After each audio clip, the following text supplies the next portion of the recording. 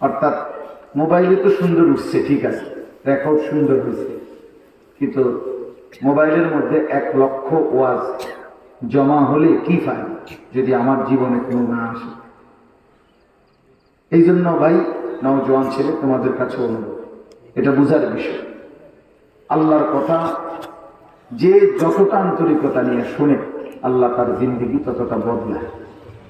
যত মানুষ বদলায় প্রত্যেকের পিছনে আল্লাহর কোরআনের আসর প্রভাব আছে, আসর আছে। এই জন্য এটা খুব গুরুত্বপূর্ণ। কোনো গাফেল, অমনোযোগী, অবহেলা, তুচ্ছতাচ্ছিল্য করলে আল্লাহর কোরআন তার দিলে পৌঁছায়, দিন পৌঁছায়। আমরা ছোটবেলায় যখন মাদ্রাসায় পড়তাম তখন আমাদের উস্তাদরা আমাদেরকে নসিহত করত, খুব পড়ার প্রতি গুরুত্ব দিত। তো আরবি একটা গুরুত্বপূর্ণ প্রবাদ আছে, আল ইলমু লা ইউতিকা বা'দাহু হাত্তা তু'তিয়াহু কুল্লা। তুমি যদি তোমার নিজেকে পুরা এলেমের জন্য উৎসর্গ করো তাহলে এলেম তোমাকে কিছু দিবে। নিজেকে যদি পুরা সঁপে দাও তাহলে কোরআন সুন্নাহর কিছুটা এলেম তোমার অর্জন হবে। এটা আমরা ছাত্র জীবনে শুনতাম। যার কারণে প্রতিটা ছুটিতে, বন্ধে আগের থেকেই খোঁজ নিতাম যে আগামী সপ্তাহ আমাদের মাদ্রাসা বন্ধ দিবে, বন্ধের এই সপ্তাহ কোথায় থাকুন, কোন হুজুরের কাছে পড়ুন। আমি এমনও জায়গায় গিয়ে পড়ছি, মনে করেন নিজে একটা কেরোসিনের স্টপ ছিল আগে রান্না করতে, ওইগুলো দিয়ে নিজে বাসার থেকে চাউল নিয়ে বাজার করে রান্না বান্না করে খাইছি। ওই ছুটিতে, বন্ধের টাইম 1 মাসের জন্য গেছি, 1.5 মাসের জন্য গেছি। তো 1 মাসওয়ালা বোর্ডিং এ সিট দিবে না, 1 মাসের জন্য লজিং ওকেও রাখবে না। তো এখন আমি কি করতে পারি? তো এই জন্য নিজে রান্না করে খাইছি। ঢাকা উত্তরা পড়ালেখা করছি, সেখানেও এই রান্না করে খাইছি প্রায় 3.5 মাস, 4 মাস। তো কথার কথা অর্থ হলো মনোযোগ হইতে হবে, আন্তরিকতা থাকতে হবে। খামখেয়ালি করলে শোনাটাই হলো আর কি।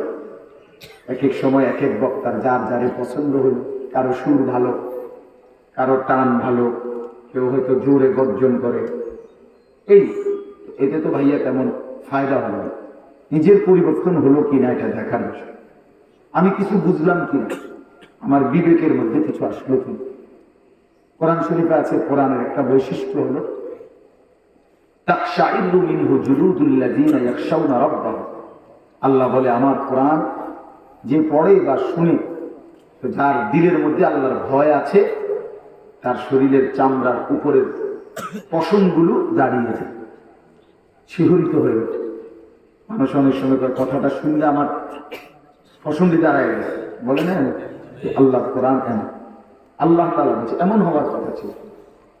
সুম্মা তালিনু জুলুদুহুম ওয়া কুলুবুহুম ইলা যিকরিল্লাহ। আল্লাহ তাআলা বলেন, আমার কোরআন এমন যে বান্দা শুনতে শুনতে একটা সময় তার দিল এবং সারা দেহ আল্লাহ তাআলার স্মরণে সেজদায় লুটিয়ে পড়ে, সেজদায় ঝুঁকে পড়ে। এমন হওয়ার কথা। এজন্য আল্লাহর কথা মনোযোগ দিয়ে শুনতে হবে। আজকের জন্য না, সবসময়ের জন্য। মসজিদে জুম্মার বয়ান হয়, মাহফিলে ওয়াজ হয়। প্রিয় ভাই বাবারা, এটা মনে রাখবে, যে গাফেল সে আজীবন ফালতুই খেতে, ফালতুই খেতে। মসজিদে জুম্মার বয়ান হয় বছরে 52 সপ্তাহ। তাহলে 52 সপ্তাহ, একদিন দুদিন, 1 বছরে আপনার মসজিদে মহল্লায় 52 সপ্তাহ বয়ান হয়। কি কম এটা? তাহলে সেই হিসাবে 5 বছরে 10 বছর কেউ যদি জুমার নামাজ পড়ে, তাহলে বছরে 52 সপ্তাহ সে আল্লাহর কথা মনোযোগ দিয়ে শুনে, তার জিন্দেগিটা তো অনেক পরিবর্তন হয়, আরো সুন্দর হওয়ার কথা। কিন্তু যে যেমন এমনই রয়ে গেল, 30 বছরে কোনো পরিবর্তন নাই, 20 বছরে কোনো পরিবর্তন নাই, এটা কি হলো? শুনলেন কি, বুঝলেন? মূল কথা হলো গাফেল। আমরা এলাকার হুজুরা কি করি, এই যে একটা মানে অবজ্ঞা। আমরা ইমাম সাহেব জানি, আমাদের ইমাম সাহেব যদি কিছুই না জানে ওরে রাখলেন কেন? কথা বলেন না। আর যদি জানে তো শুনবেন না কেন? আমার কথাটা বুঝছেন? যদি কেউ মনে করে যে আমরা ইমাম সাহেব জানেই কি, তো এবার যখন কিছুই জানে না তো এবার রাখছেন কেন? আর যদি বলেন না আমাদের ইমাম সাহেব আলেম, তো তার কথা শুনবেন না কেন? কথা বলে। আরেক জেলা থেকে বক্তা আসলে উনি দামি হয়ে গেল, নিজ মহল্লার আলেমে দিনকে উনি মূল্যহীন হয়ে গেল, এটা কেমন ইনসাফ? এই জন্য মনে রাখবে, আমি অনুরোধ করব নওজোয়ান ছেলে তোমাদের কাছে, বা অনেক ছেলে তোমরা জুমার নামাজের দিন মসজিদে ঢোকো, কিন্তু কোনোভাবেই মনোযোগ দিয়ে আল্লাহর কথা শোনো না। এ হয়তো দুষ্টামি করতেছো, পাশের ছেলেটার সাথে কথা বলতেছো, মোবাইল টিপতেছো, কোনো না কোনো একটা ফালতু কাজ। আরে ভাইয়া 30 মিনিট 40 মিনিট বয়ান করে, এটুকু সময় কি আল্লাহর কথা দিল দিয়ে শোনা যায় না? 40-50 মিনিটে তো বয়ান করে, এর বেশি কি? মসজিদের জুমার বয়ান কি 2 ঘন্টা 1.5 ঘন্টা? অল্প কতক্ষণ, 30-35 মিনিট 40। এটুকু কথাও যদি কেউ দিল না দেয়, আল্লাহর কথার প্রতি মনোযোগ না দেয়, তার মতো গাদ্দার আর কি হতো? তার মতো গাদ্দার আর কি হতো? মালিকের কথা এতটুকু গুরুত্ব দিলাম না। কোরআন শরীফ আছে, আল্লাহ তাআলা বলছেন, ইয়া আইয়ুহাল ইনসানু মা গাররাকা বিরাব্বিকাল কারীম, হে মানুষ, আমার বান্দা, আমার মতো দয়ালু মেহেরবান রব মাওলা থেকে কে তোমারে সরিয়ে দিল, ধোঁকা দিল? আমারে ছেড়ে দিলা কেন বান্দা? আমার মতো দয়ালু কারীম, আমার মতো দয়ালু মালিক, আমারে বাদ দিয়া কে তোমাকে ধোঁকা দিল? আমার চাইতে উত্তম কাকে পাইলা? আমার চাইতে আপন তুমি কাকে পেলে, যাকে পেয়ে আমারে দিল? কোরআন শরীফে আছে, আল্লাহ বলছে, ফাবি আইয়ি হাদিসিন বা'দাহু ইউমিনুন।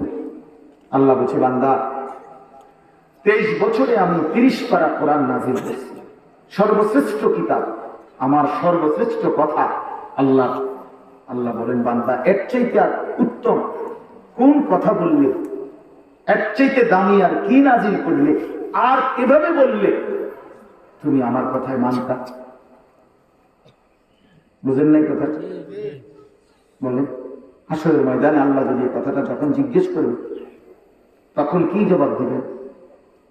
বান্দা কোরআনের চাইতে দামি আর কি নাজিল করলে, এক চাইতে দামি আর কোন কথা বললে বান্দা তুমি নামাজ পড়তে? তবে এই হাদিস বা'দাহু ইউমিনুন, আকিমুস সালাহ, আকিমুস সালাহ। মনে করেন আল্লাহ তাআলা এই একটা কথা 80 বারের চাইতে বেশি বলেছে। আল্লাহ বলছে, বান্দা নামাজ পড়ো, নামাজ পড়ো, নামাজ পড়ো। আল্লাহ তাআলা যেন জিজ্ঞাসা করে, বান্দা আমার মতো একজন মালিক আল্লাহ 80 বারের চাইতে বেশি বললাম, আর কতবার বললে তুমি নাফরমান নামাজ পড়তে? বলেন, একটা বেঈমানকে জিজ্ঞেস করেন, বেনামাজি অপদার্থকে, তাকে জিজ্ঞেস করেন যে নাফরমান আল্লাহ কতবার বললে তুই নামাজ পড়? বলে দেখো, কি পরিমাণ গাফেল, কি পরিমাণ অহংকারী, কি পরিমাণ গাদ্দার, ইনসাফের সাথে। এই জন্য বাপ মনোযোগ দিন, সব সময় নিজ এলাকার আলেম হোক, দূরের হোক, পরিচিত হোক, অপরিচিত হোক, জনপ্রিয় হোক, অজনপ্রিয় হোক, এটা কোনো বিষয় না। আল্লাহর কুদরত, আল্লাহর ইচ্ছা। আল্লাহ কাউকে 10,000 মানুষের সামনে বলায়, কেউ 10 জনের সামনে বলে, এটা কোনোটাই লসের কিছু। 10 জনের সামনে বললে উনি ব্যর্থ, কথা বলেন না?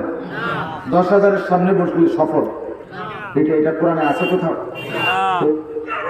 তাহলে সংখ্যা সফলতা ব্যর্থতার মানদণ্ড নয়, মানদণ্ড। এমন অসংখ্য নবী আছে, রাসূলুল্লাহ সাল্লাল্লাহু আলাইহি ওয়াসাল্লাম বলেন, যাদের পুরা জীবন নবী কালেমার দাওয়াত দেওয়ার পরেও একজনও ঈমান আনে না, এমন নবী রাসূল পৃথিবী থেকে বিদায় নিয়েছে।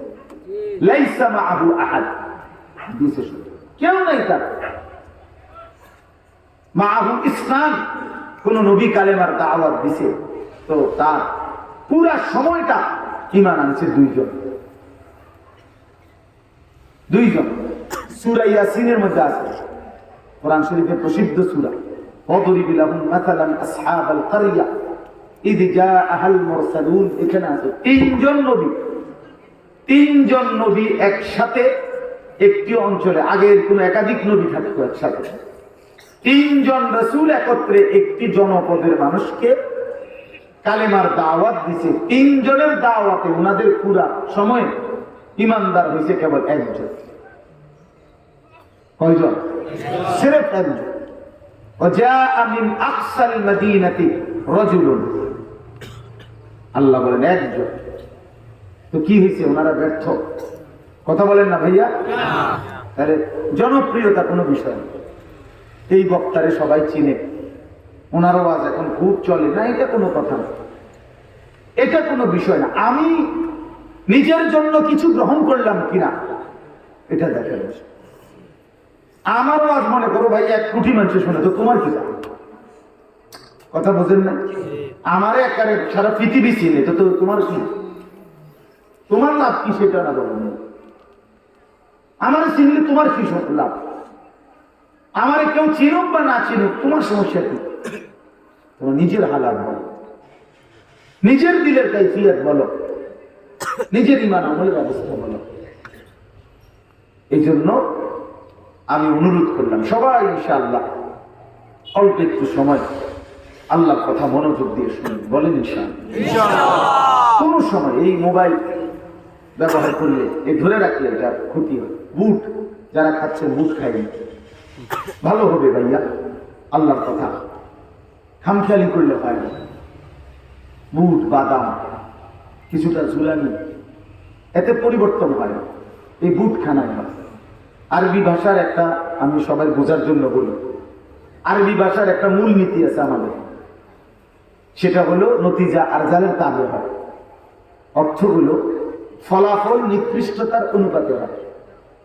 ভালো এবং মন্দ দুইটি বিষয় যদি একসাথে মিশে যায় তো ফলাফল আসে নিকৃষ্ট, মন্দ। এটা আরবি ভাষার, এটা একটা উসুল। আচ্ছা, এটা বাংলায় বলি একবার সহজে বুঝবেন, সবাই বুঝবেন। একটি পানির ট্যাঙ্কি 500 লিটার, ওই যে প্লাস্টিকের যে ট্যাঙ্কিগুলো, এইটার মধ্যে 499 লিটার পানি মোটর থেকে উঠাইয়া পুরাইছে, মানে পবিত্র পানি, আর 1 লিটার শুধু পেশাব। এই মোট 500 লিটার হইল আর কি।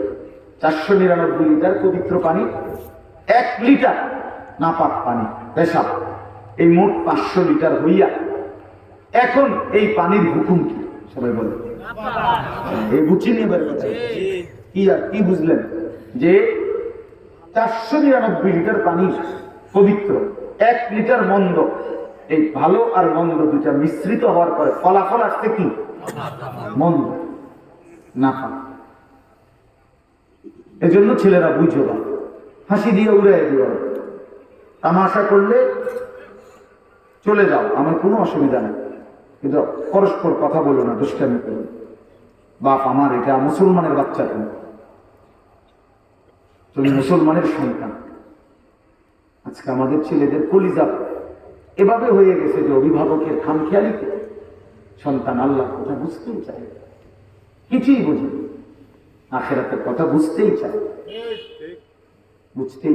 দুনিয়ার অনেক কিছু বুঝে। তাইলে এখানে এটা ফলাফল নিকৃষ্ট না।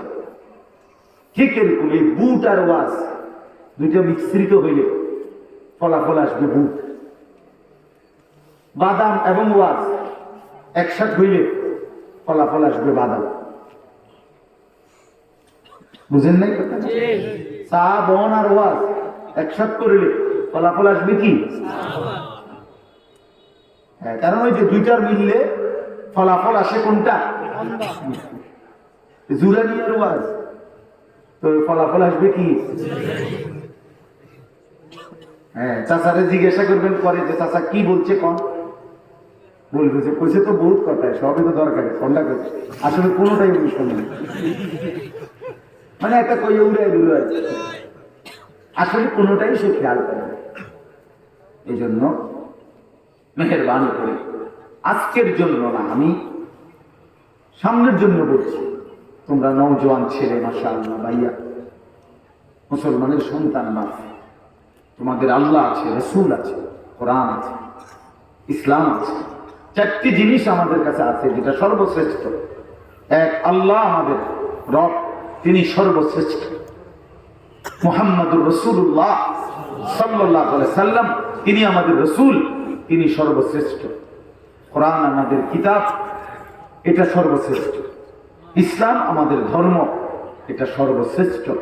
এই চারটি সর্বশ্রেষ্ঠ নিয়ামত যে যার কাছে আছে, আল্লাহর কসম বন্ধু, সে নষ্ট হইবার কথা না, সে চরিত্রহীন হওয়ার কথা না।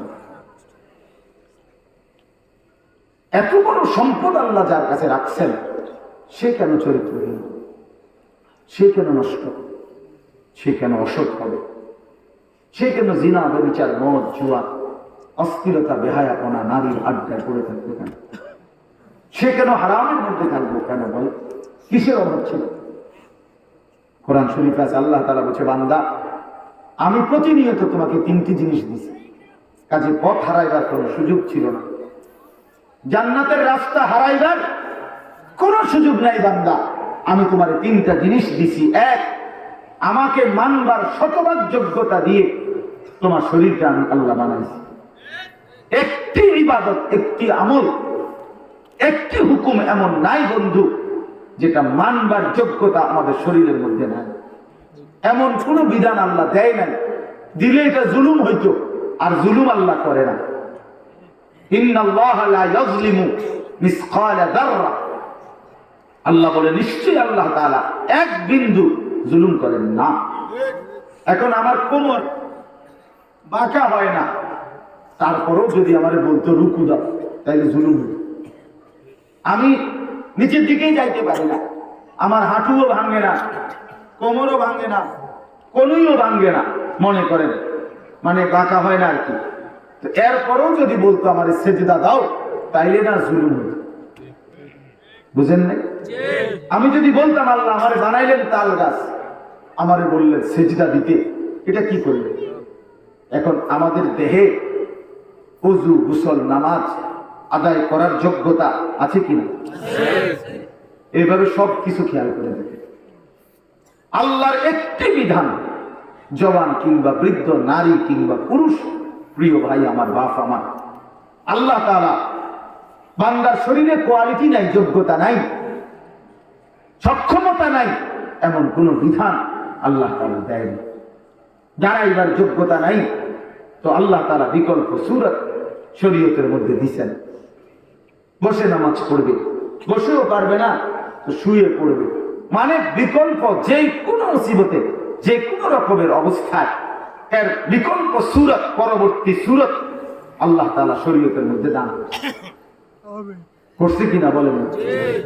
তাহলে কি সমস্যা? এই হলো একটা। আরেকটা হলো আল্লাহ তাআলা বলেন দুইটি ব্যবস্থা আমি চলমান রাখছি আরো। একটা হলো তোমার শরীরের মধ্যে তো যোগ্যতা দিলামই, আর তোমাকে বুঝাইয়া বলার জন্য নিয়মিত প্রতিনিয়ত আমার জমিনে আমি আল্লাহ, নবী রাসূল আর নবী রাসূলের পরবর্তীতে ওলামায়ে কেরাম জমিনে সর্বদাই রেখেছি, যারা তোমাকে জান্নাতের রাস্তা, আখিরাতের রাস্তা প্রতিনিয়ত বলতে থাকছে। একজন বয়স্ক চাচা এখানে আছেন, বলেন আপনাদের কারো হায়াতে 50 বছর আগে, 30 বছর আগে আপনাদের কোনো অঞ্চলে এমন ছিল নি যে আমরা 10 গ্রামে কোনো হুজুর ছিল না, আলেম ছিল না, এমন হয়েছে কখন? জমিনে সর্বদাই কি আছে? আল্লাহর দ্বীন বুঝাইবার মতো উপযুক্ত লোক, আলেম, আল্লাহর দ্বীন বুঝানোর জন্য আল্লাহ তাআলা সৃষ্টি বা আল্লাহ কুদরতি ভাবে এটা জমিনের মধ্যে ব্যবস্থা রাখছেন। 3 নাম্বার হলো আল্লাহ বলেন বুঝবার জন্য আমি আল্লাহ সরাসরি আসমানি কিতাব তোমাদের সামনে দিয়ে রাখছি। তাহলে মানবার যোগ্যতা দিছি শরীরে, বুঝাইয়া বলবার জন্য নবী রাসূল এবং ওলামায়ে কেরাম দিয়েছি, বুঝবার জন্য কিতাব দিয়েছি। এবার বলো বান্দা, কেন পথ হারাই? কেন পথ হারাই? একটা ছেলেই বুঝো, আমি খুব বেশি শ্রোতার কাঙ্গাল না, একজনই বুঝে। কেন পথ হারাইল? 365 দিনে কোনো দিন ফজরের নামাজ কেন পড়তে পারলেন না? কেন পড়তে পারলেন? পড়ার যোগ্যতা শরীরের মধ্যে ছিল না? ফজরের নামাজ ফরজ এটা কেউ বলে নাই? ফজরের নামাজের কথা কোরআন সুন্নাহর মধ্যে নাই? তো কি সমস্যা? বা কি সমস্যার কারণে পড়ে? মুসলমানের সন্তান, মুসলমানের ছেলেরা বাবারা একটানা 365 দিনে একটা বছর, খোদার একটা বছরে যে কোনদিন ফজরের নামাজ পড়লা না, আমি সাফ বললাম তুই বেটা মানুষের বাচ্চা কিনা আমার সন্দেহ। তুই মানুষের বাচ্চা কিনা? মুসলমানের বাচ্চা তো পড়ে। 365 দিনের একটা বছরে মুসলমানের ঘরে তার বাপ্পা জীবিত থাকতে 16 বছরের 14 বছরের ছেলেটা মেয়েটা কোনদিন ফজরের নামাজ পড়ে না, নিঃসন্দেহে এটা জানোয়ার ছাড়ার কিচ্ছু হইতে পারে না। এটা জানোয়ার বেটা, জানোয়ার বেটা, তুই বেটা জানোয়ার, হাইওয়ান বেটা, চতুষ্প জন্তু ছাড়া বেটা আর কিচ্ছু না বেটা। খানা খাও দেখে মনে করো দুনিয়া আরাম। আরে খানা তো আল্লাহ কুত্তারেও খাওয়ায় বেটা। ঘুম যাও দেখা তুমি মনে করো সুখে আছো, ঘুম তো কুত্তাও যায়। পেশাব পায়খানা তো কুকুরও করে। যৌন চাহিদা কুকুরেরও তো পূরণ হয়, যার কারণে কুকুরেরও তো বাচ্চা কাচ্চা হয়। দুনিয়া মানে বাঘ, পেশাব পায়খানা, যৌন চাহিদা, এরই নাম জীবন। এই শাহওয়াত, এই নারী ছবি, অশ্লীলতার দৃশ্য, মোবাইলের উলঙ্গ নাচ, বন্ধুদের আড্ডা, এরই নাম জীবন, এরই নাম মুসলমান। কোন মার ঘরে জন্ম নিবি বেটা? কোন বাপের ঘরে আসবি বেটা? কে তোরে বলছে মুসলমান বেটা? যার কপালে সেজদা নাই, সরাসরি আল্লাহর কোরআন বলছে সে শয়তান। যে সেজদা দেয় না শয়তান বেটা, তুই বেটা সব বললাম শয়তান। ইবলিসকে আল্লাহ বলছে ইবলিস তুই সেজদা দিলি না, আজকের থেকে তুই শয়তান। ইবলিসকে এর আগে কখনো শয়তান বলতো না। এর আগে ইবলিসের নাম কি ছিল না? আগে ছিল মুআল্লিমুল মালাইকা, ফেরেশতাদের শিক্ষক ছিল মুআল্লিম। এত বড় পদে ছিল। যেদিন সেজদা দেয় নাই সেদিন আল্লাহ বললেন আজকের থেকে তুই শয়তান। 2 নাম্বার রাজিম ফখরুজ, কোরআন শরীফের আয়াত। বন্ধু রাগ হইবার কোন সিস্টেম নাই। হ্যাঁ রাগ হইলে বেশিতে বেশি তুমি উঠতে যাই লাগা, তোমার মতো ব্যাড হইতে উঠতে গেলে কিচ্ছু হইতে না। বেনামাজি অপদার্থ উঠতে গেলে তেমন সমস্যা নেই, তেমন অসুবিধা নেই। কিন্তু আল্লাহ কোরআনে বলছেন আল্লাহ ফখরুজ ফাইন্নাকা রাজিম। রাজিম আল্লাহ বলছে ইবলিস তুই আমার সেজদা দিলি না, আজকের থেকে তুই অভিশপ্ত। রাজিম, রাজিম মানে অভিশপ্ত। আউযু বিল্লাহি মিনাশ শাইতানির রাজিম। মনে রাখো বাবা, চেহারা দেখলে বোঝা যায়। আমার যদি এখন বলেন আমি বলতে পারবো, দেখাই তো চেহারা দেখলে বোঝা যায় অসংখ্য ছেলে তোমরা একটা সেজদাও দেও নাই। বেনামাজির চেহারা দেখলে বোঝা বেনামাজি অসভ্য, বেনামাজি নির্লজ্জ, বেনামাজি বেহায়া, বেনামাজি হাইওয়ান, বেনামাজি চতুষ্প জন্তু, যে শুধু কুকুর বিড়ালের মতো, জন্তু জানোয়ারের মতো শুধু ভোগ করা, এটাই যে জীবনের উদ্দেশ্য বুঝছে। জীবন মানে হলো ভোগ করা, খাবারের চাহিদা পূরণ করা, লজ্জাস্থানের চাহিদা পূরণ করা,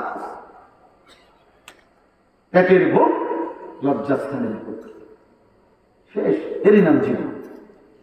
যখন খিদা লাগে খায়, বাকি টাইম মোবাইলের মধ্যে জিন্দেগি কাটায়।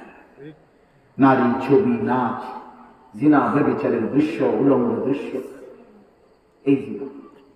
বন্ধুদের আড্ডায় এটা একান্ত রাত গভীর, কারণ সে বুঝছে জীবন মানে এই 2টা জিনিস ভোগ করা। এক হলো পেটের চাহিদা পূরণ, আর একটা হলো লজ্জাস্থানের চাহিদা পূরণ। এ তো হাইওয়ানের সময়। এ তো হাইওয়ানের স্বভাব, এ তো জন্তু জানোয়ারের স্বভাব। এই জন্য আল্লাহ তাআলা তো বলছেন, বাবা আমরা এতবার শুনছেন, তুমি বাবা 2-4 অক্ষর তো পড়ালেখা করছো, যে কয়জন যে কদ্দুর পড়ছো বা এতগুলো শব্দ পড়লা, কিছুটা হলো অক্ষর জ্ঞান আছে, যা তুমি মালিক চিল্লা না কেন? কি পড়লা, কি শিখলা বাবা, কি হলো? এই জন্য আল্লাহ তাআলা বলছেন ইবলিসকে আল্লাহ বলছে, বাবা আমার শুনেন, যারা নামাজ পড়েন না, এই আপনারা যারা বসার মধ্যে যদি আছেন অনেক, আপনি শুনুন, আল্লাহ বলছে বেনামাজি কে? ইবলিসকে বলছে, ইবলিস তুই আমারে সিজদা দিলি না, ওয়া ইন্না আলাইকাল লানাতা ইলা ইয়াউমিদ্দিন, আজকের থেকে নিয়ে কিয়ামত দিবস পর্যন্ত তোর উপরে আমি আল্লাহর লানত লানত লানত, খোদার গজব। এই জন্য বেনামাজি তোর উপরে আল্লাহর লানত আল্লাহর লানত আল্লাহর লানত আল্লাহর লানত, তুই সুখে থাকবি না, মনে রাখিস না ফরমান। বেপর্দা নারী সুখ দেয় না, নর্তকী সুখ দেয়, সে নিজে সুখে নেই। হারাম টাকা সুখ দেয় না, কোন সুদখোর, কোন ঘুষখোর, কোন মদখোর, নেশাখোর, গাঁজাখোর, ফুট্টাখোর, বাবাখোর, ডাইখোর, ইয়াবাখোর, হারামখোর একটাও সুখে নেই। কোটি টাকার রাজপ্রাসাদে রাত গভীরে কান্না, জাহান্নামের টুকরা। আমি ঢাকা শহরে জুমা পড়ে, এই যে এখন আমি জুমা ঢাকায় চলে গেল,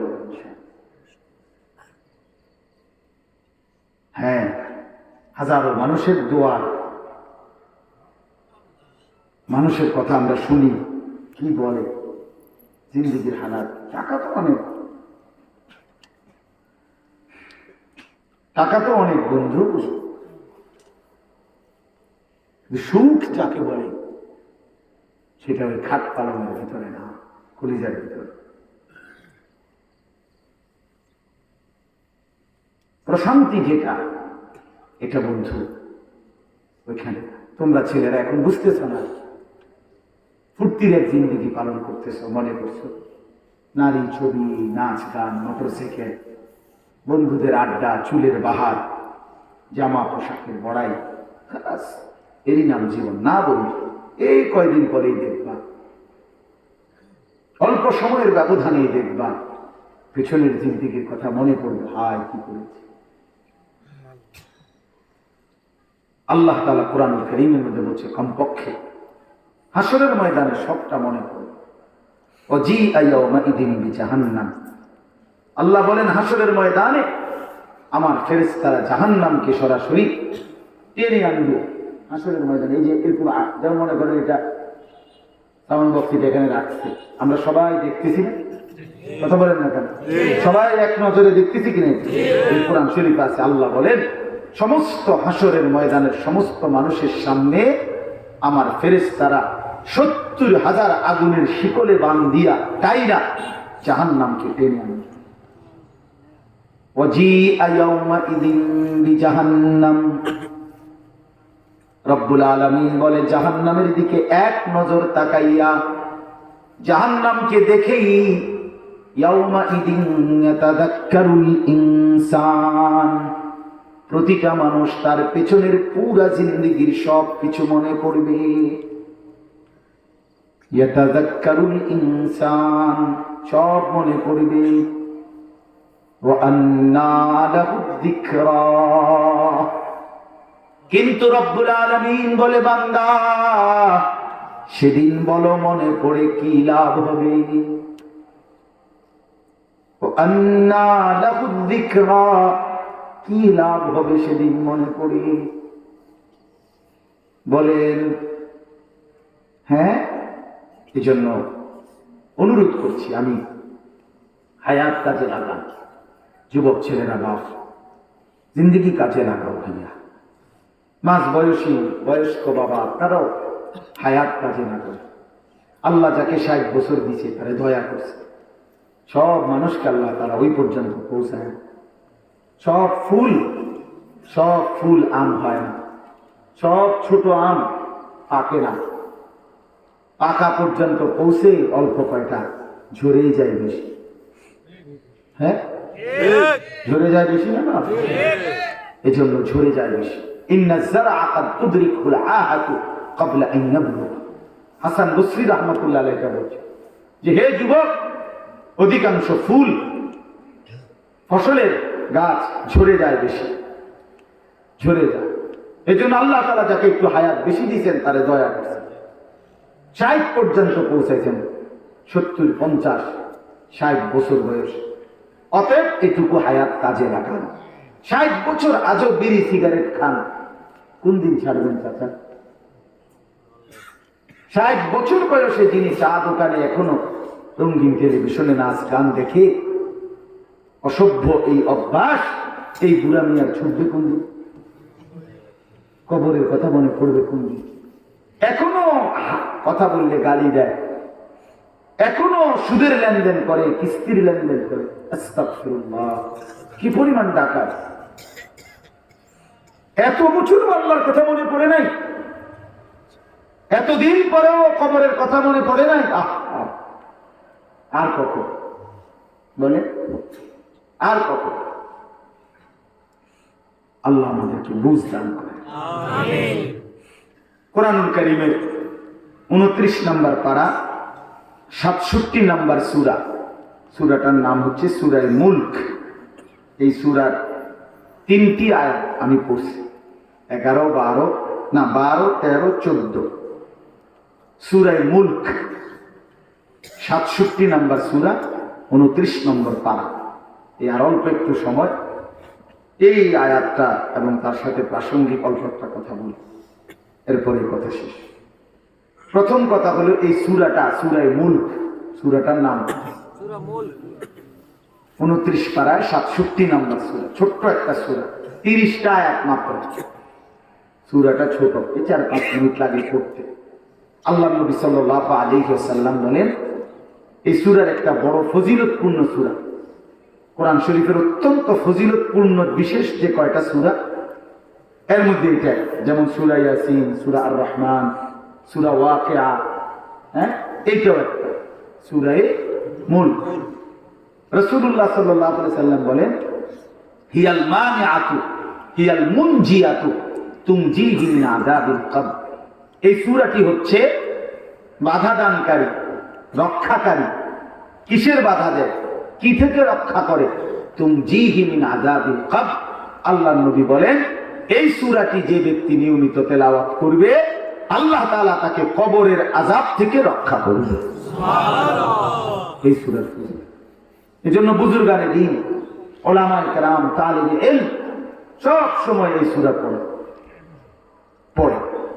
এটা কবরের আযাব থেকে রক্ষা করে। এই আমার বাপ, কবরের আযাবের ব্যাপারে আমার একটু কথা। কবরের ব্যাপারে রাসূলুল্লাহ সাল্লাল্লাহু আলাইহি ওয়াসাল্লামের একজন বিখ্যাত সাহাবী ছিলেন হযরত উসমান রাদিয়াল্লাহু তাআলা আনহু। কি নাম?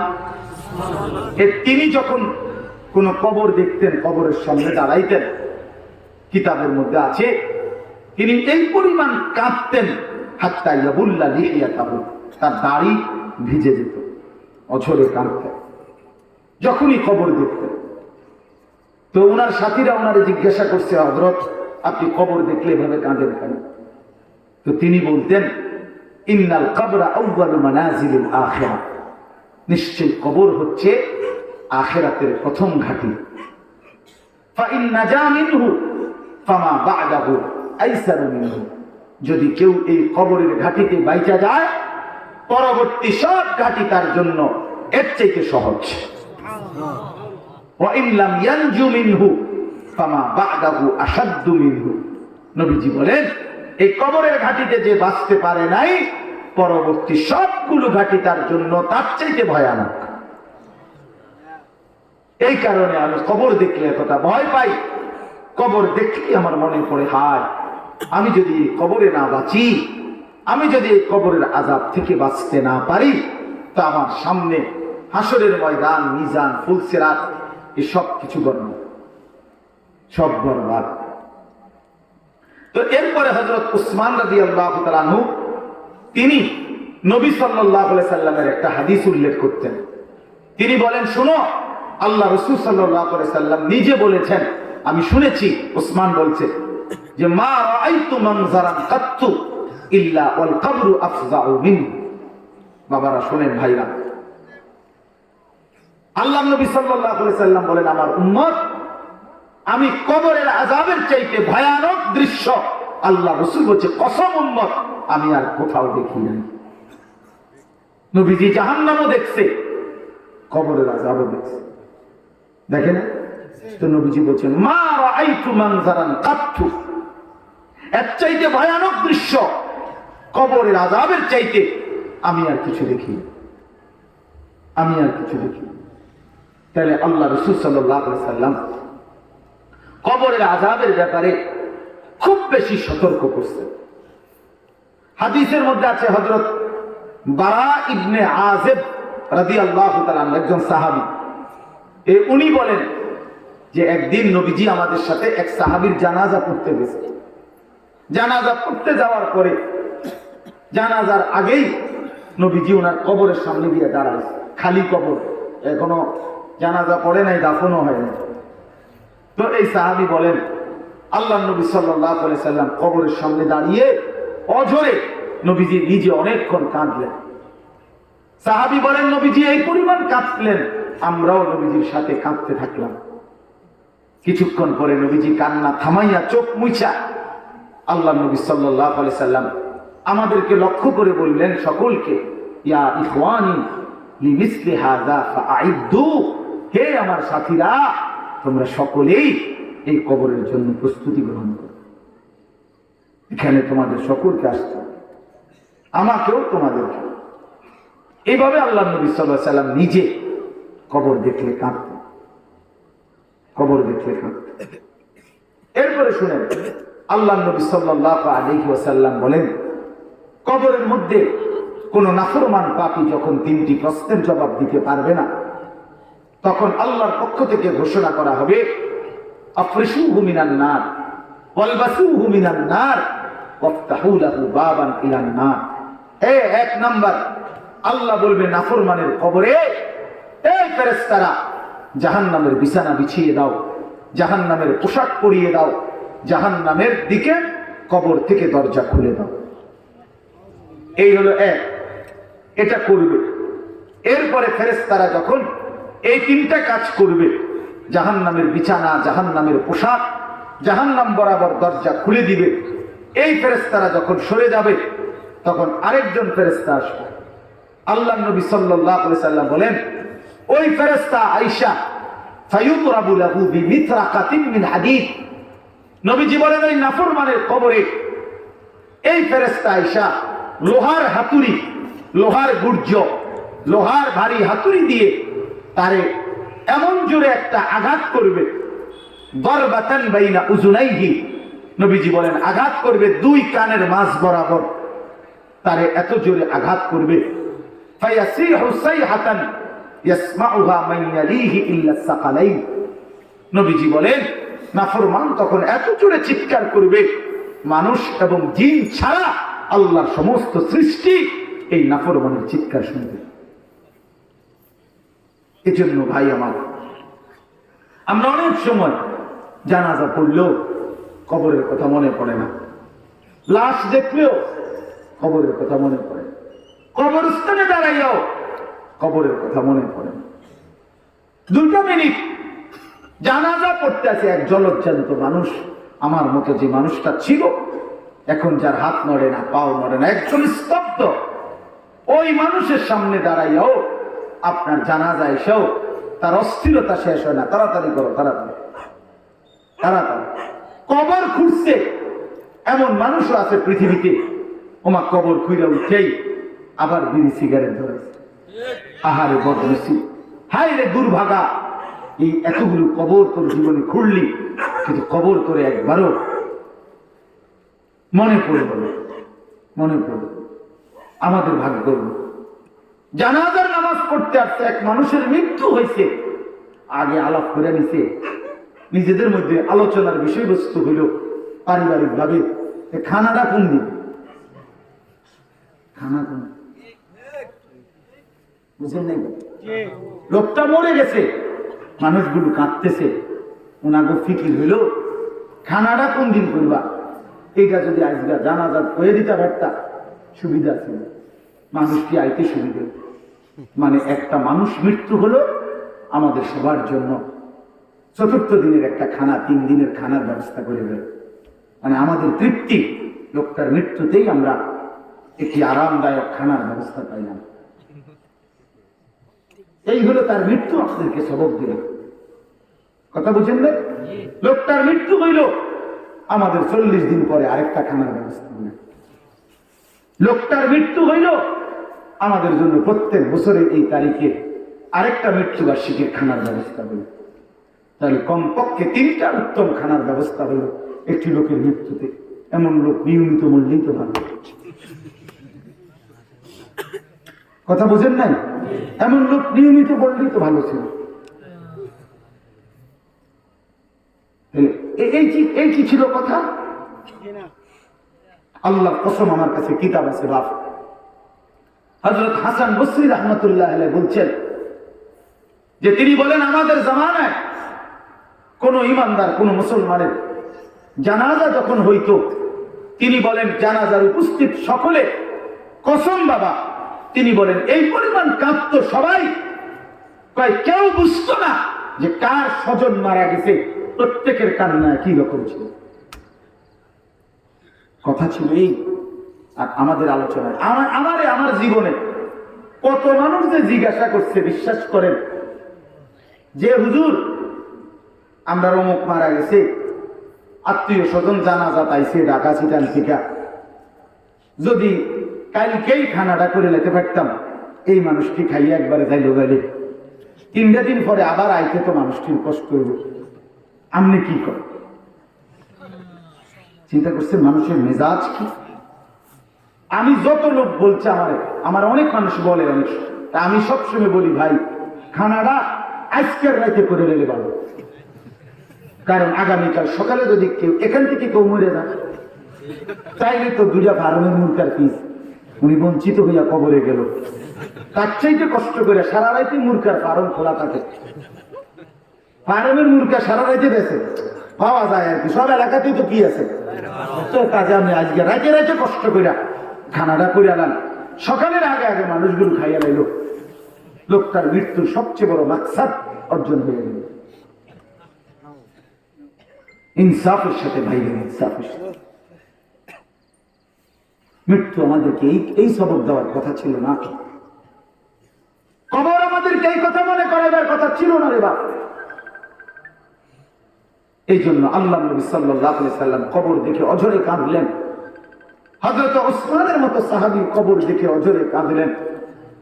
রাসূলুল্লাহ সাল্লাল্লাহু আলাইহি সাল্লাম বলেন কবরের এর আরেকটা উদাহরণ শুনেন। ওই যে বললাম ওই ফেরেশতা আঘাত করবে, এটা তো একটা শাস্তি। আল্লাহ নবী সাল্লাল্লাহু আলাইহি সাল্লাম বলেন নাফরমানকে যখন কবরে রাখা হবে, আল্লাহ নবী সাল্লাল্লাহু আলাইহি সাল্লাম বলেন এই ফেরেশতারা চলে যাওয়ার পরে নাফরমানের কবরে মাটি, ডান পাশের মাটি বাম দিকের মাটি ডান দিকে এত জোরে চাপ দিবে, আল্লাহর কসম নবীজি বলছে হাত্তা তাখতারিফা আদলাউহু, ডান পাশের হাড্ডি পাঁজর ভাঙ্গা বাম দিকে ঢুকে যাবে, বাম দিকের হাড্ডি পাঁজর ভাঙ্গা ডান দিকে ঢুকে যাবে। নবীজি এটা উদাহরণ দিয়ে বুঝাইছে হাত্তা তাখতালিফা আদলাউহু, অর্থ হলো এই 2 আঙ্গুল যেভাবে এই যে দেখছেন কেমনে ঢুকছে, এমনি না, এইটা যেভাবে একটার ভিতরে আঙ্গুলগুলো ঢুকে গেছে, খোদার কসম রাসূল বলে বেঈমানের হাড্ডি পাঁজর ডান পাশের বাম পাশে এইভাবে একটার ভিতরে ঢুকে গেছে।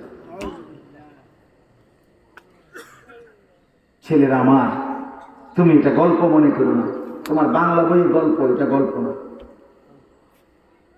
তুমি এটা অবাস্তব কথা মনে করো না। 1450 বছর ধরে রাসূল পাক সাল্লাল্লাহু আলাইহি সাল্লামের একটি শব্দ, একটি অক্ষর কিংবা উনার জীবনের একটা নড়াচড়া কোন বেঈমান, কোন দুশমনে আজ পর্যন্ত কোন কাফের মুশরিকও কোনদিন এক শব্দ ভুল প্রমাণিত করতে পারে নাই। এবং তিনি মুহাম্মদুর রাসূলুল্লাহ সাল্লাল্লাহু আলাইহি ওয়াসাল্লাম। ১৫০০ বছর ধরে যাকে বন্ধুরাও দেখছে, দুশ্মনেও দেখছে, যার জীবনের প্রতি সেকেন্ড গবেষণা করছে রাসূলের জীবনের ইমানদাররাও কাফের বেঈমানরাও। বুঝেন নাই কথাটা? নবীজি পৃথিবীর একমাত্র আলোচিত ব্যক্তিত্ব, যার জীবনের সব অংশ বন্ধুরাও শত্রুরাও পরীক্ষা করছে। বন্ধুরা মহব্বতের জন্য পরীক্ষা করছে, দুশ্মন কোনো খুঁত বাহির করা যায় কিনা এটার জন্য পরীক্ষা করছে। কিন্তু হাজারবার লক্ষবার ১৪৫০ বছর ধরে বন্ধু সবার শত্রু সবার কাছেই মুহাম্মদ আরবি সর্বশ্রেষ্ঠ। সর্বশ্রেষ্ঠ। কাজেই ছেলেদেরকে বলি, বাবাদেরকে বলি, কবর আখেরাত পরকাল ভুলবেন না। সামান্যতম সন্দেহ করলে হবে না, এটা সত্য।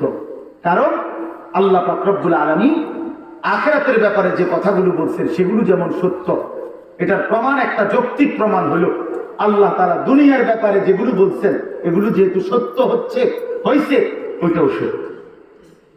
কথা বুঝেন নাই? আল্লাহ কোরআনে বলছে, আল্লাহ বলছে তোমাদের পায়ের নিচে আমি এই মাটি এই জমিন বিছায়া দিছি। তো এখন আমরা দেখতেছি অথবা বিজ্ঞান প্রমাণ করছে মাটি আমগো মাথার উপরে। কোথায়? আল্লাহ বলছে ওয়াবানাইনা ফাওকাকুম সাবআন শিদাদা, তোমাদের মাথার উপরে আমি আসমান ৭ আসমান বানিয়েছি। তো আজকের বিজ্ঞান গবেষণা করে বাহির করছে আসমান হানিক চলে। আল্লাহ তাআলার কোন কথাটা দুনিয়াবি বিষয়ে ভুল হয়েছে, তো আখিরাতেরটা ভুল হবে কেন? বুঝেন নাই আমার কথাটা? এটা যেহেতু কি হয় নাই, তো সেটাও কি হবে না? যার ভুল হয় তার অনেক কথাতেই ভুল হয়, তার অনেক কথাতেই ভুল হয়। এজন্য কবরের আযাব সত্য, কষ্ট পাইবেন আপনারা। আমরা প্রতিটা নাফরমান আপনার আখিরাতের শাস্তি তো আছেই, জাহান্নামের শাস্তি তো আছেই, কবরেও কষ্ট পাই। ছেলেদেরকে জন্য বললাম নামাজ চাইব না বাপ। কোরআন শরীফে আছে আল্লাহ তাআলা বলছেন ফালা সাদ্দাকা ওয়ালা সাল্লা, যে আল্লাহর কথায় বিশ্বাস করে নাই এবং নামাজ পড়ে নাই, খোদার কসম আল্লাহ তার একটা শাস্তি বর্ণনা করছে যে মালাকুল মউত আজরাইল এই বেনামাজি নাফরমানের জান কবজের সময় তার রুহুটা কলিজার থেকে ছিঁড়া ফেলবে, একটা টান দিয়ে ছিঁড়ে, এবং কণ্ঠনালীর কাছে আইসা রুহুটা আটকায় যাবে জান কবজের সময়। আল্লাহ রাসূল বলছে তখন মালাকুল মউত আজরাইল তাই না, এই যে আমরা এগুলো দেখাই, এই যে এটা দেখা তাহলে বুঝবেন, এই যে কাগজ টিস্যু এটা খুব সহজে বের করা যায়, এই যে টান দিলে বের হয়েছে। এইখানে যে একটা কাগজ আছে এই যে দেখছেন, এইটা কিন্তু আমরা টান দিলে বের হয়, এটাই সিরা বাইর করতে হবে, এটা টাইম নাই, ছিঁড়তে হবে এখানে। আল্লাহ রাসূল সাল্লাল্লাহু আলাইহি ওয়াসাল্লাম বলছেন নাফরমানের রুহু জান কবজের সময় বাইর হইতে চায় না, মালাকুল মউত আজরাইল ধরে টাইনা ছিঁড়া এরপরে বেঈমানের রুহু বের করে। কোরআন শরীফ ফালাউলা ইযা বালাগাতিল হুলকুম, এই আয়াতের তাফসীর আছে কাল্লা ইযা বালাগাতিত তারাকি, এই আয়াতের তাফসীর আছে ওয়ালাউ তারা ইযিয যালিমুনা ফি গামারাতিল মাউত আখরিজু আনফুসাকুম। আল্লাহ বলেন বন্ধু, নাফরমান পাপীর মৃত্যুর যন্ত্রণা যদি আপনি দেখতেন, আজরাইল মালাকুল মউত ফেরেশতা যখন ডাক দিয়ে বলে বেঈমান নাফরমান আত্মা বের হতে চায় না, তখন ছিন্ন ভিন্ন করে রূহটাকে বের করে, আর ফেরেশতা ডাক দিয়ে বলে আলিয়াউমা তুজজাউনা আযাবাল হুন। ফেরেশতা বলে নাফরমান আজকে তোকে বড় মর্মান্তিক যন্ত্রণাদায়ক শাস্তি দেয়া হবে, আয় আয় বেঈমান আয়, চল এখন দেখবি দুনিয়া ভোগ করার নাফরমানির মজা কি ছিল। এই নির্মম মৃত্যু,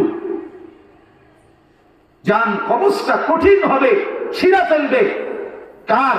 তো আল্লাহ বলছে ফালা সাদ্দাকা ওয়ালা সাল্লা। কেন এমন মৃত্যু হলো? আজরাইল তারে এমন কষ্ট দিল কেন? আল্লাহ বলে সে আমারে বিশ্বাস করে নাই, ওয়ালা সাল্লা, এবং নামাজ আদায়। কি আদায় করে নাই? নামাজ। হ্যাঁ, চালাক মনে করবে। বাংলা, অঙ্ক, ইংরেজি, পদার্থ এটা আমরাও পড়ছি। জি জি, আমি কুমিল্লা ভিক্টোরিয়া কলেজ থেকে মাস্টার্স পাস করছি। এটা পড়ছি আমি। সায়েন্স বিজ্ঞান বিভাগ থেকে এসএসসি পাস করছি ঢাকি 1998 সালে। বাংলাদেশে সারা বাংলাদেশ মিলাইয়া সর্বোচ্চ নাম্বার পেয়ে 1 নম্বর হচ্ছে ফার্স্ট সারা বাংলাদেশ। কাজে আমি নিজেকে সালাদ করব, আমরা দেখব সিরিয়া খাইয়ে বড় হয়েছে। জি না, ভাত খাইয়ে আপনি মনে করছেন আমরা বন খাইয়ে বড় হয়েছি? হ্যাঁ, এই জন্য বন্ধু আমি ছেলেদেরকে বলি, বাবা নষ্ট করে না, কষ্ট হবে, আখিরাতটা খুব কঠিন হবে, মৃত্যুর পরের জিন্দেগিটা কঠিন হবে। এবার আসেন দুনিয়াটাও কঠিন হবে। কোন নাফরমান মানুষের কাছে প্রকৃত অর্থে কলিজা থেকে কোনো সম্মান পায় না। কোন মদখোর জুয়ারি, কোন নেশাখোর, সুদখোর, হারামখোর, মানুষের সম্পদ লুণ্ঠনকারী জালেম কোন দিন মানুষের কলিজার মধ্যে স্থান পায় না। এই জন্য প্রত্যেক হারামখোর, প্রত্যেক জালেম পাপী সময়ের ব্যবধানে ধ্বংস হয়ে যায়। কেউ 950 বছর পরে, কেউ 100 বছর পরে, কেউ 300 বছর পরে, কেউ 50 বছর পরে, কেউ 16 বছর পরে। কোন জালেম টিকে না, কারণ জালেমের ঠাই মানুষের কলিজায় থাকে না। এই জন্য মানুষ সুযোগ পাইলেই তখন প্রতিশোধ নেয়। এই জন্য কোন পাপী ব্যক্তি কিংবা দল, একক কিংবা সমষ্টি, কোন নাফরমান মানুষের কলিজায় স্থান পায় না। তো মানুষের দিলেও তোর জায়গা নাই, আল্লাহর কাছেও তোর মর্যাদা নাই, কবরেও তোর শান্তি নাই। তুই অপদার্থ জীবনে করলি দেখবি বাক্য তুলি ছাড়া কি টাকা নেবে? যা খাইলি তা তো বাথরুমে জমা দিল। লজ্জা থাকা উচিত। আল্লাহ বুঝ দান করে।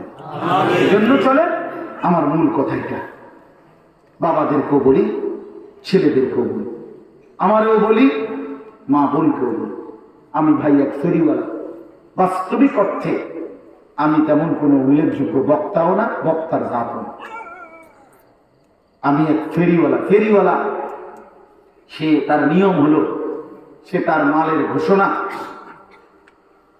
মহল্লার এই পাশ থেকে ওই পাশ পর্যন্ত ঘোষণা দিতেই থাকে। ঘোষণা সে জানে 1 ঘন্টার মধ্যে একজন কাস্টমার আসে না হয়তো, তবুও সে বলতে থাকে।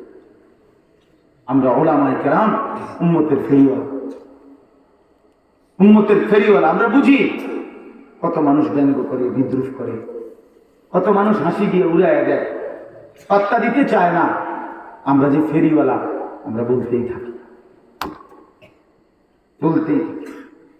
কোনো অসুবিধা নেই, কোনো সমস্যা নেই। কেউ গ্রহণ করলো না, কোনো সমস্যা নাই বন্ধু, এতে কোনো অসুবিধা নেই। ফেরিওয়ালা বলতেই থাকে। এই জন্য আমি অনুরোধ করলাম সমস্ত বাবা ভাইয়ের কাছে, কবরের আযাবকে ভয় করে। রাসূলুল্লাহ সাল্লাল্লাহু আলাইহি সাল্লাম 5 ওয়াক্ত নামাজের পরে প্রতিদিন কবরের আযাব থেকে আল্লাহর কাছে পানাহ চাইতেন। নবী নিজে, যার কোনো গুনাহ নাই, নবীর কোনো গুনাহ ছিল না, তিনি মাসুম, তিনি নিষ্পাপ, যার এক যাররা কোনো গুনাহ নেই, আখিরাতে যার অগণিত মর্যাদা।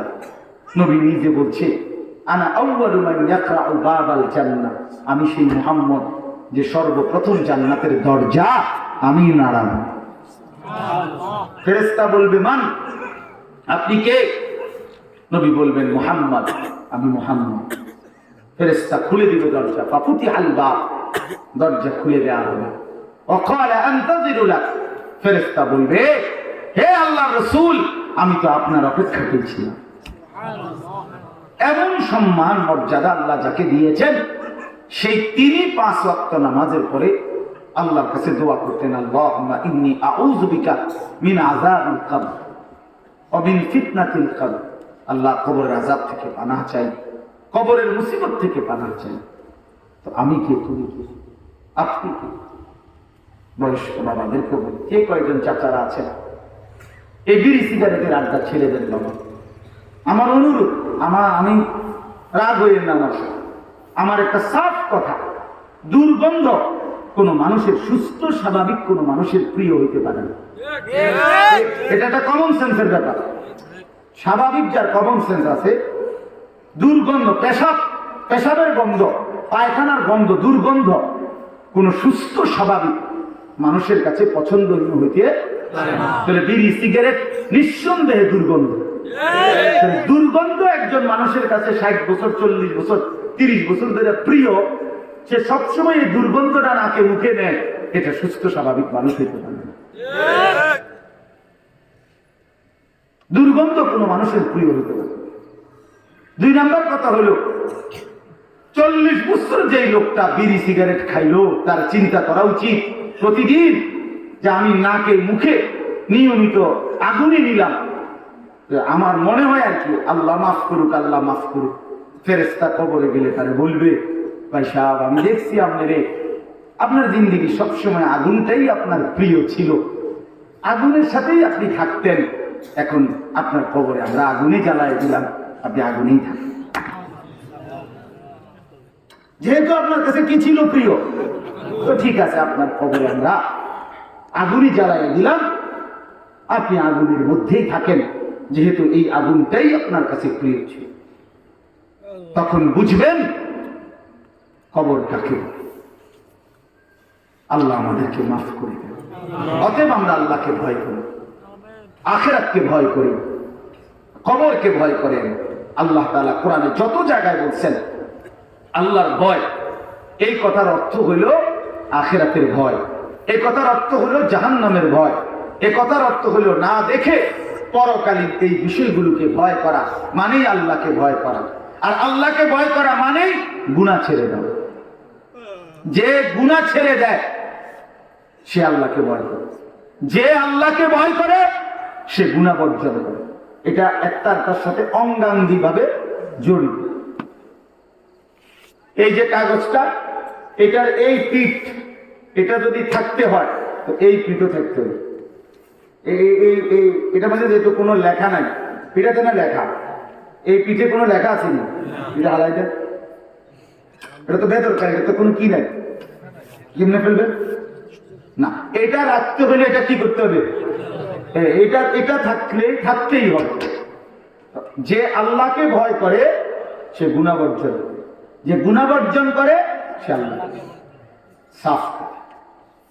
কোন মিথ্যাবাদী, কোন পাপী, নাফরমান, কোন হারামখোর, কোন জিনাখোর, কোন বেবিচারী, কোন বেপর্দা নারী, কোন বেহায়া নারী, সে যদি 1,00,000 বলে আমি আল্লাহকে ভয় করি, সে মিথ্যুক, প্রতারক, ধোঁকাবাজ, বাটপার ছাড়া আর কিচ্ছু হতে পারে।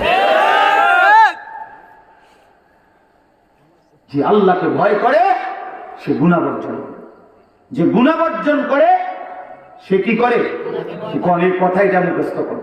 যে আল্লাহকে ভয় করে সে কি করে, যে গুনাহ বর্জন করে সে কি করে। আরেকটা কথা, যে রাসূলুল্লাহ সাল্লাল্লাহু আলাইহি সাল্লামের সুন্নাতের অনুসরণ করে সে নবীজিকে ভালোবাসে, যে নবীজিকে ভালোবাসে সে সুন্নাতের অনুসরণ করে। এজন্য যার মধ্যে রাসূলুল্লাহ সাল্লাল্লাহু আলাইহি সাল্লামের সুন্নাতের অনুসরণ নাই, সে যদি 1,000,000 বলে আমি নবী প্রেমিক, আশিকে রাসূল, রাসূলকে ভালোবাসি, সে ধোঁকাবাজ, ধোঁকাবাজ, ধোঁকাবাজ। আল্লাহকে ভয় করলে গুনাহ ছাড়তে হয়, নবীকে ভালোবাসলে অনুসরণ করতে হয়, অনুসরণ করতে হয়। সোজা কথা, মুখে বিড়ি সিগারেট এবড়া নবীর ভালোবাসা আমরা বুঝি না। আমরা বন দিয়া চা দিয়া খাই, ভাত খাই না, আমরা কোনো কিছু করি নাই। বলেন চাচা, চেহারায় দাড়ি নাই, আপনি রাসূলকে ভালোবাসেন, আমরা বুঝি না। ঘরে পর্দা নাই, ছেলেটা নামাজ পড়ে না, মেয়েটা নামাজ পড়ে না, 20 বছর ধরে ঘরে প্রতিদিন রঙিন টেলিভিশনে বউ বাচ্চা স্ত্রী সন্তান নাচ গান নর্তকীর ছবি দেখে আপনি বলেন আপনি আল্লাহরে ভয় করেন, রাসূলকে ভালোবাসেন, এটা মিথ্যা কথা না? কথা বলেন না কেন? এটা মিথ্যা কথা না? তাইলে আমি যদি করে থাকি অন্যায়, আমি অপরাধী, আপনি করলে আপনি অপরাধী। একটা কথা আমারও বাদ দিয়া না, আমারও সহ, ঠিক কিনা বলেন না কেন? আল্লাহ আমাদেরকে বুঝ দান করেন। চলেন এবার এই তর্জমাটা শুনেন। ইন্নাল্লাযীনা ইয়াখশাউনা রাব্বাহুম বিল গায়বি লাহুম মাগফিরাতুন ওয়া আজরুন কাবীর। আল্লাহ তাআলা বলে, নিশ্চয়ই যারা আমি আল্লাহকে না দেখে ভয় করে, মানে হলো আমার আখিরাত পরকাল, কবর, হাসর, মিজান, ফুলসিরাতকে যারা ভয় করে না দেখে, আমরা এগুলো দেখি না কিন্তু আমরা এগুলোকে ভয় করি, বিশ্বাস করি। আল্লাহ বলেন, আমার এমন বান্দা যে আমাকে ভয় করে, ওই যে বললাম যে আখিরাতকে ভয় করে, কবরকে ভয় করে, জাহান্নামকে ভয় করে, মানে কি? গুনাহ ছেড়ে দেয়। কথা বলেন না, কি ছেড়ে দেয়? যে গুনাহ ছেড়ে দেয়, আল্লাহকে ভয় করে, আল্লাহ বলেন আমি ওয়াদা দিলাম তারে আমি দুইটা পুরস্কার দেব। লাহুম মাগফিরা, এক নাম্বার তার পেছনের সব গুনাহ মাফ করে দেব। দুই নাম্বার ওয়া আজরুন কাবীর, আমি তারে সর্বশ্রেষ্ঠ বিনিময় আমার জান্নাত দিয়ে দেব। শর্ত হলো বান্দা গুনাহ ছেড়ে দাও, আমারে ভয়। কাকে ভয় করো? এরপরে দেখেন, ওয়া আসিররু কাওলাকুম আবিজহারু বি ইন্নাহু আলিমুম বিদাতিস সুদূর। আল্লাহ তাআলা বলেন, বান্দা এই একটা জরুরি বিষয়, সহজ বিষয়। আরে ভাইয়া কথা বললেন না ভাইয়া, 2 মিনিট, একটু পরে বলেন কথাটা। তো ওয়া আসিররু কাওলাকুম আবিজহারু বিহি ইন্নাহু আলিমুম বিদাতিস সুদূর। এটা সাংঘাতিক কথা আল্লাহ বলছেন। বান্দা তোমার 3টা অবস্থা কথা বলার ক্ষেত্রে। তুমি কখনো আওয়াজ করে কথা বলো, কখনো তুমি গোপনে গোপনে আস্তে আস্তে কথা বলো, তুমি মনে করো। আরেকটা হলো তুমি তোমার অন্তরের মধ্যে বহু কথা জল্পনা কল্পনা করো, ঠিক না বলেন? এটা হয়তো মুখে বলো নাই কিন্তু কোথায় রাখছো? দিলে দিলে। আল্লাহ বলেন এই 3টা অবস্থা। আল্লাহ বলে, বান্দা তুমি যদি জোরে বলো, আস্তে বলো, অন্তরের মধ্যে গোপন রাখো, আমি 3টাই 100 জানি। জানি? কথা বলেন না কেন? আসিররু কাওলাকুম আবিজহারু বিহি। আল্লাহ বলেন আস্তে যদি কথা বলো অথবা জোরে যদি বলো, ইন্নাহু আলিমুন, নিশ্চয়ই আল্লাহ জানেন, এমন কি বিদাতিস সুদূর, অন্তরের গোপন জল্পনা কল্পনা গুলো। এখানে একটা সূত্র তাফসীরের মধ্যে আছে, একটা সুন্দর কথা। এই আয়াতে মক্কার কুরাইশরা, কাফেররা নবীজির বিরুদ্ধে অহরহ ষড়যন্ত্র করত, বিভিন্ন। তো করতে বইলে অনেক সময় একজন আরেকজনকে বলতো, তাফসীরে আছে সরাসরি, মক্কার কাফেররা একজন আরেকজনকে বলতো, আসিরু, আস্তে কর, কথা আস্তে কর। কেন? কাইলা ইয়াসমা রাব্বা মুহাম্মদ, যেন মুহাম্মদের খোদা শুনতে না পায়। কি পাগলের ভাবলাম দেখি, বুঝছেন? কাইলা ইয়াসমা রাব্বা মুহাম্মদ, কেন বলতে যে মুহাম্মদের খোদা যেন শুনতে না পায়। কেন? শুনলে কি হবে? শুনলে কি হবে? তো ওইটাও আছে তাফসীরে। তারা বলতো মুহাম্মদের খোদা শুনলেই জিবরাইলের কাছে বলে ফেলবে, জিবরাইল আবার আইসা মুহাম্মদের কাছে জানায় দিবে, হেসে আমগো কাম হইতো। তো আল্লাহ তাআলা বলে, হায় হায় বেওকুফ, আসিররু কাওলাকুম আবিজহারু বিহি, আস্তে বললেও আমি শুনি, জোরে বললেও আমি শুনি, অন্তরের মধ্যে লুকাইয়া রাখলেও আমি শুনি, জানি। এই জন্য নওজোয়ান ছেলে সে যদি মনে করে আর ফোন লাগাইলে আর কেউ শোনে না, আল্লাহ বলে আমি শুনি, আমি জানি বান্দা, দুনিয়ার কেউ আওয়াজ শুনলো না, আমি তো শুনেছি। সর্বশেষ কথা হলো আলা ইয়ালামু মান খালাক। এটা আল্লাহ তাআলা একটা যুক্তি তুলে ধরছে আমাদের সামনে। আল্লাহ বলছে, বান্দা একটা জিনিস ভাবো তো, তুমি কার থেকে লুকাচ্ছ? যিনি সৃষ্টি করেছেন তার থেকে। কেমনে ভাবলা? এটা কেমনে সম্ভব বান্দা? যিনি সৃষ্টি করেছেন, বানাইছেন, তিনি বুঝি জানবে না? এটা ভাবলা কেন? কথা বুঝেন নাই? আলা ইয়ালামু মান খালাক, যে সৃষ্টি করেছে সে জানবে না? যে কোম্পানি এটা বানাইছে সে বুঝি বুঝে না? এটা কোরআন দিয়ে কথা কয়? কথা বলেন না কেন? আল্লাহ তাআলা বলেন যিনি সৃষ্টি করলেন তিনি জানবে না, তিনি বুঝবে না, এটা কিভাবে ভাবলা বান্দা? ওয়াহুয়াল লতীফুল খবীর। আল্লাহ বলেন বরং এটাই শুনে নাও, আল্লাহ তাআলা সূক্ষ্ম থেকে সূক্ষ্ম, একেবারে বিন্দু থেকে বিন্দু বিষয় সেটাও তিনি জানেন। তার গোটা সৃষ্টির ব্যাপারে তিনি পূর্ণ খবর রাখেন। এই জন্য বন্ধু আমার, আল্লাহ তাআলা কোরআনে বলছেন আলাম ইয়ালাম বিআন্নাল্লাহা ইয়ারা, বান্দা তুমি জানো আমি কিন্তু সারাক্ষণ তোমাকে দেখি। কতক্ষণ? এই জন্য যুবক, তুমি যদি মনে করো রাত 2টা বাজে, ডানে বামে মা বাবা আত্মীয় স্বজন সব ঘুমায় গেছে, পৃথিবীটা অন্ধকারে ঢেকে গেছে, লাইট বন্ধ, দরজা বন্ধ, জানালা বন্ধ, সিটকারি বন্ধ, কেউ নাই এই কথা মনে করে, কেউ দেখে না, কেউ শোনে না, তো রাত গভীরে উলঙ্গ ছবি দেখতেছে দোস্ত আমার, মোবাইলের ওই নর্তকী ওই উলঙ্গ দৃশ্য, খোদার কসম আল্লাহ তাআলা ডাক দিয়ে বলে আনিস আমি জেগে আছি, আমি দেখতেছি। কেমনে পারব? হায় বান্দা আমি তো জেগে আছি। লা আমি আমারই বলব, লা তাখুযুহু সিনাতুন ওয়ালা নাওম। আল্লাহ বলে বান্দা আমার কোনো তন্দ্রাও নাই, আমার কোনো ঘুম। আল হাইয়ুল কাইয়ুম, আমি সারাক্ষণ জীবিত, আমি সারাক্ষণ আমার সৃষ্টি পরিচালনা করছি। 7 আসমানের উপর 7 তরফ জমিনের নিচ আমি আল্লাহর কাছে বরাবর। রাতের অন্ধকার দিনের আলো আমি আল্লাহর কাছে বরাবর। একাকী প্রকাশ্য আমি আল্লাহর কাছে বরাবর। 7 তরফ জমিনের নিচে যে পিঁপড়া হাঁটে, 7 আসমানের উপরে যে ফেরেশতা হাঁটে, আল্লাহ বলে বান্দা আমি দুইটাই সমান নজরে একসাথে। ওয়াইনদাহু মাফাতিহুল গায়বি লা ইয়ালামুহা ইল্লা হু। আল্লাহ বলে সমস্ত দৃশ্য বিষয় আমার হাতে, আমি ছাড়া কেউ জানে না। ওয়া ইয়ালামু মা ফিল বাররি ওয়াল বাহর, জলে কিংবা স্থলে যা আমি সব জানি।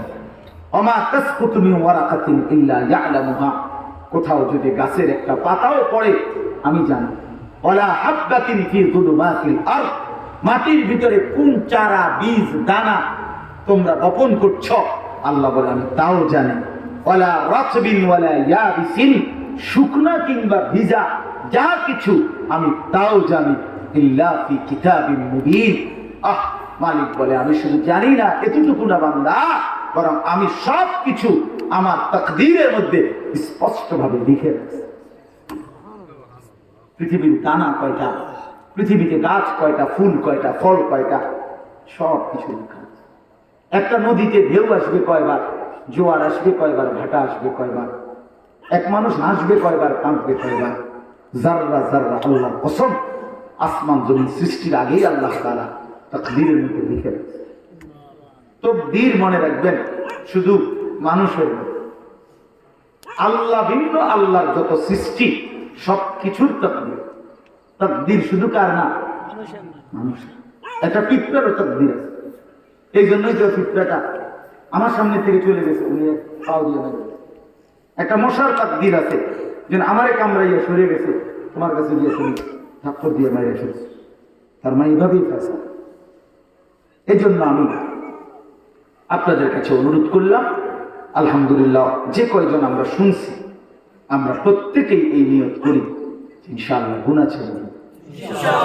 5 ওয়াক্ত নামাজ পড়ো ভাইয়া, বিশেষ করে ফজরের নামাজ। ফজরের নামাজ, ফজরের নামাজ মুমিনের নামাজ, ইমানদারের নামাজ। রাসূলুল্লাহ সাল্লাল্লাহু আলাইহি ওয়াসাল্লাম বলেন যে মুনাফিক সে ফজরের নামাজ পড়তে পারে না, যে মুমিন সে ফজরের নামাজ ছাড়তে পারে না। মুমিন ফজরের নামাজ ছাড়ে না, মুনাফিক ফজরের নামাজ পড়ে না। সাফ। এজন্য তুমি মুমিন না মুনাফিক এটা চিনবার জন্য আইডি কার্ড দেখার দরকার নেই। ফজরের রাসূলুল্লাহ সাল্লাল্লাহু আলাইহি ওয়াসাল্লাম বলছে যে ফজরের নামাজ পড়ে না সে খবিস। সরাসরি খবিস, খবিস ওয়া ইল্লা আসবাহা খাবিসান।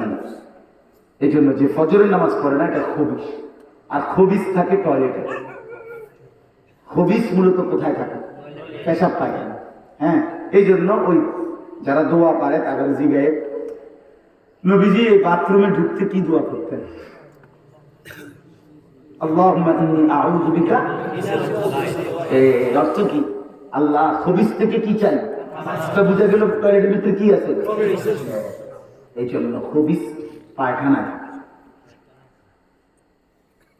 এই জন্য ফজরের নামাজ পড়ে না যেগুলো খবিস। রাসূলুল্লাহ সাল্লাল্লাহু আলাইহি ওয়াসাল্লাম বলেছে যে ফজরের নামাজ পড়ে না, বালা শাইতানু ফি উযুনাইহি, শয়তান তার দুই কানে পেশাব করে। এই জন্য বেনামাজি যারা ফজরের নামাজ পড়ে না, তোমাদের দুই কানে শয়তান মুত্তা দেয়, নবীজি বলছে। আর শয়তান তো 6 মাসের বাচ্চা, ঠিক না? কি কর না 8 মাসের বাচ্চা। শয়তান অনেক বয়স্ক। শয়তান কোনো ছোটখাটো শয়তান না, আজকে কালকে শয়তান না। কথা বোঝেন না কেন? এটি কোনো গত 10-12 বছর ধরে শয়তান, কত বছরের পুরান শয়তান। তাহলে এত বয়স্ক শয়তান। এই জন্য শয়তানের বয়স যেহেতু বেশি, পেশাবও বেশি। এই জন্য যার শরীরে শয়তান মুতে তার পুরা রোম বাসায় দেয়। লজ্জা থাকা উচিত বাবা। আল্লাহ তাআলা আমাদের প্রত্যেককে তৌফিক দেন। আমরা ফজরের নামাজ পড়বো ইনশাআল্লাহ। ফজরের নামাজ বিজয়ের নামাজ, ফজরের নামাজ হক বিজয়ের নামাজ। আলহামদুলিল্লাহ, আমি গত পরশুদিন সন্দ্বীপ গেছিলাম মাহফিলে। চট্টগ্রাম একটা জায়গা আছে সন্দ্বীপ, বঙ্গোপসাগর স্পিড বোট দিয়ে যাইতে হয়। ওইখানে গত বছর 3-4 জন কলেজের ছেলে উৎসাহ নিছে, তারা একটা সিদ্ধান্ত নিছে, তারা তাদের মহল্লার ছেলেদেরকে ফজরের নামাজের জন্য উঠালো। ফজর ক্যাম্পেইন নাম দিছে তারাই। এই গতকালকের আগের দিন, না গতকাল ফজরের নামাজের পরে তারা আলাদা ফজরবাদ মাহফিল করছে। আমি বয়ান করছি সেখানে, বলতেছে হুজুর এই গত অক্টোবর থেকে এই নভেম্বর মোট এই 13 মাসের মেহনতে পুরা সন্দ্বীপ উপজেলা এখন শত শত কিশোর তরুণ যুবক ফজরের নামাজ জামাতে আদায় করে। এই এরকম প্যান্ডেল আরো বড় হবে, বিশাল প্যান্ডেল মাহফিলের ফজরবাদ। আমি রাতেও এখানে বয়ান করছি, মানে যে প্যান্ডেলে আমি রাত্রে বয়ান করছিলাম ওইটাতেই হয়েছে আর ফজরবাদ হ্যাঁ মাহফিল। তো পুরা প্যান্ডেল, মানে আমি পাগল হয়ে গেছি। আরে এত পোলা পায় ফজরবাদ করতে গাই, পুরা প্যান্ডেল ভরা ফজর। এরা ফজর ক্যাম্পেইনের সদস্য। হ্যাঁ, এই জন্য ইনশাআল্লাহ ভাই তোমরাও আন্তরিকতার সাথে উদ্যোগ। ফজরের নামাজ বিজয়ের নামাজ। যে মানুষের কপালে ফজরের সেজদা থাকবে, আল্লাহ তাআলা তাকে ইমাম মাহদীর পক্ষে থাকার তৌফিক দিন। আল্লাহ আমাদেরকে কবুল করেন, তৌফিক দান করেন। আলহামদুলিল্লাহ। আল্লাহুম্মা আনতাস সালাম ওয়া মিনকাস সালাম, তাবারাকতা ইয়া যাল জালালি ওয়াল ইকরাম। মাওলায়ে কারীম আপনি মাফ করে দেন, রব্বে করিম আপনি মাফ করে দেন, মেহেরবান মাওলা আপনি মাফ করে দেন। আগামী জিন্দেগি সুন্দর করে দেন, ঈমান আমলের দৌলত দান করে, তাকওয়া পরহেজগারির জীবন দান করে, গুনাহ থেকে বাঁচবার হিম্মত দান করে, আপনার গোলামি বন্দিগি করার তৌফিক দান করে, সেজদাওয়ালা কপাল বানিয়ে দেন, কাঁদনেওয়ালা চোখ বানিয়ে দেন, জিকিরওয়ালা জবান বানিয়ে দেন, मोहब्बत वाला दिल বানিয়ে দেন। রাত গভীরে আল্লাহ ফিরাইয়া দিয়েন না, একজন কেউ না। আপনার কথাই শুনতেছিলাম, আখিরাতকে ভয় করছিলাম, জাহান্নামের কথাই মনে পড়েছে, কবরের আযাবের কথা মনে পড়েছে। মাওলা আজ ফরিয়াদ করলাম, আযাব দিলে আপনার কোনো লাভ নাই, মাফ করে দিলে আপনার কোনো ক্ষতি নাই। আল্লাহ আপনি মাফ করে দেন, যুবক ছেলেগুলোকে মাফ করে দেন, নওজোয়ান ছেলেগুলোকে মাফ করে দেন। আল্লাহ আমি ভিক্ষা চাইলাম মাওলা, যুবকের সেজদা আমি ভিক্ষা চাই মাওলা, যুবকের আখলাক চাই মাওলা। আল্লাহ ছেলেগুলো যেন আসহাবে কাহফের যুবকদের মতো হয়। আল্লাহ ছেলেদের আখলাক যেন ইউসুফ আলাইহিস সালামের যৌবনকালের আখলাক হয়। আল্লাহ মুসলমানের সন্তানদেরকে ফিরাইয়া দেন, নামাজি বানিয়ে দেন। বাবা চাচা বয়স্কদেরকে আরো বেশি নেক আমলের তৌফিক দেন। মা বোনদেরকে পর্দা খুশিদা দান করে, সমস্ত কবরবাসীদেরকে মাফ করে দেন, কিয়ামত পর্যন্ত কবরের আযাব মাফ করে দেন, অসুস্থ বিমারি যারা শিফা করে দেন, কামাই রুজিতে হালাল বরকত দান করে, প্রবাসী বিদেশি যারা সহি সালামতে নিরাপদে রাখেন, গ্রামের প্রতিটা মানুষকে আল্লাহ কবুল আর মনসুর করে, প্রতিটা ঘর ইমানদারের ঘর বানিয়ে দেন, প্রতিটা ঘর নামাজি বান্দাদের ঘর বানিয়ে দেন, প্রতিটা ঘর জিকির কোরআন তিলাওয়াত ওয়ালাদের ঘর বানিয়ে দেন। আল্লাহ এই মাহফিল খানা কবুল করে নেন, এই মাহফিল খানা কবুল করে নেন, এই মাহফিল খানা কবুল করে নেন। আল্লাহ আমার গোটা দেশের উপরে খায়ের বরকত নাজিল করে, আল্লাহ আমাদেরকে একজন ন্যায়পরায়ণ শাসক দান করেন, একজন ন্যায়পরায়ণ শাসক দান করেন, ইমামে আদেল দান করেন, ইনসাফগার শাসক দান করেন, আর কোন জালেম চাপাইয়া দিয়েন না মাওলা। আমরা আর জুলুমের শিকার হতে চাই না মাওলা, আমরা সেজদা দিয়ে বাঁচতে চাই, আমরা গোলামি করে বাঁচতে চাই, আপনার দিন মেনে বাঁচতে চাই। আমাদের স্ত্রী সন্তান আগামী প্রজন্মের বংশধর তাদেরকেও ঈমান ইসলামের দৌলত দান করেন। আল্লাহ সারা পৃথিবীর মজলুম মুসলমানকে মাফ করে দেন। গাজা ফিলিস্তিন লেবাননের মুসলমানকে বাঁচান মাওলা। আল্লাহ মায়ের রক্তে, বোনের রক্তে, এতিম সন্তানের রক্তে, মুজাহিদিনদের রক্তে ফিলিস্তিনের জমি ভেসে গেছে মাওলা। আয় মাওলা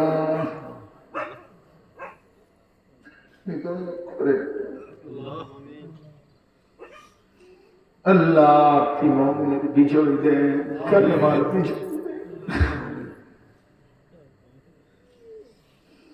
হকের বিজয় দান করে, ইসরায়েলের ইহুদি বেঈমানদেরকে ধ্বংস করে দেন। আল্লাহ আমাদের কলবের মধ্যে আখিরাতের ফিকির দান করে, ফজরের মুসল্লি বানিয়ে দেন, ফজরের মুসল্লি বানিয়ে দেন। রব্বিরহামহুমা কামা রাব্বায়ানি সগীরা, রব্বিরহামহুমা কামা রাব্বায়ানি সগীরা। সুবহানা রাব্বিকা রাব্বিল ইজ্জাতি আম্মা ইয়াসিফুন, সালামুন আলাল মুরসালিন।